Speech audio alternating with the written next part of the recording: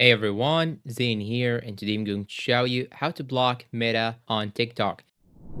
Now, let's say that you do not want any content from Meta, Facebook, Instagram, or Threads to come up to your TikTok homepage. You need to do that. You need to go to each of their official pages on TikTok and block them all. So I'm gonna click on the search icon right here, then search here for Facebook. Then I will click on the Facebook official user, then click on this arrow icon on the top right corner, then choose block. Now you'll have to do the same process to other Meta owned applications, and you should now search for Meta itself. You'll find here MetaQuest, just click on it, then click on it again, and do the same process. Click on the top right corner on the arrow sign, then click on block again, and now go back again and search for Threads because it is also owned by Meta. You may not find official profile on TikTok for Threads, but let's say that I want to block anything that is related to it. So I'm gonna block this one and I'm gonna block this one also. And now finally, I'm going to block Instagram. So search for Instagram and choose the first option